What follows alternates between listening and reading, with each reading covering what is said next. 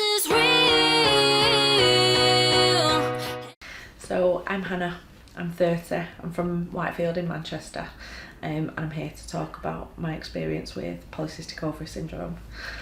So I was about 18 when I first started noticing symptoms, and the first symptom I noticed was hair under my chin, and it wasn't so bad.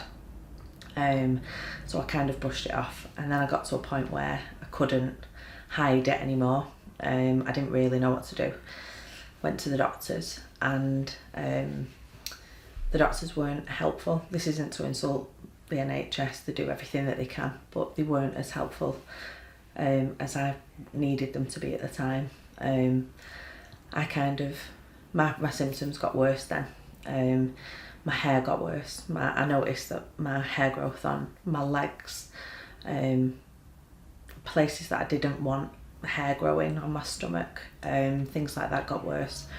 And then other side effects. So I had really bad acne. I struggled, I gained a lot of weight and struggled to lose it. And that's kind of been the case since I was a young adult.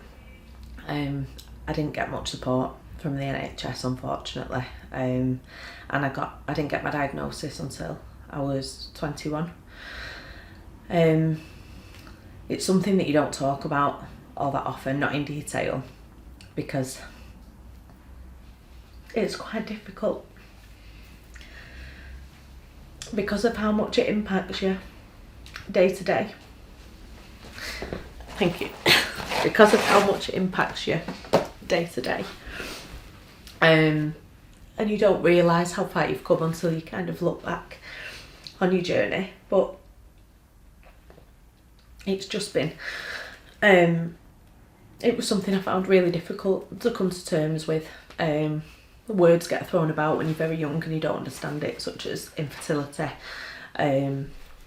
Coming to terms with it and having, what's the word? Closure. You're told that you need closure, but for me, I was 21. I was a young girl with a beard and all these other side effects, and I didn't look like any of my friends, and nobody seemed to get it.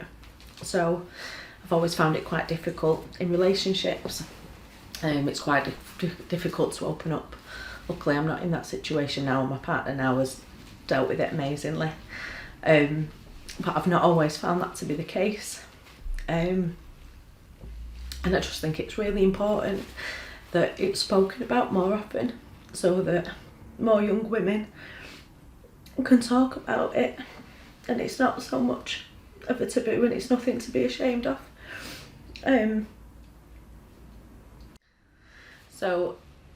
It didn't start so great, but I'm lucky and I'm in a position now where I think I've had a lot of support from friends and family. I've been really pushy, and I've managed to get some support from the NHS, which I think is great. I'm learning how to manage my weight a little bit better, something that works for me and other people with polycystic ovary syndrome.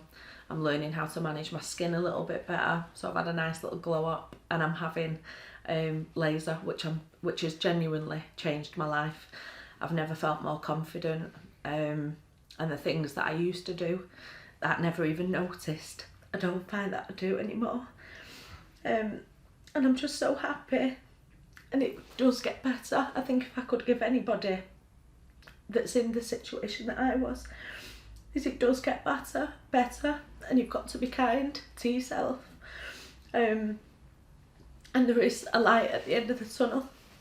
So go to your doctor. Go and get laser, and go and get support, and ask for help if you need it. This is real.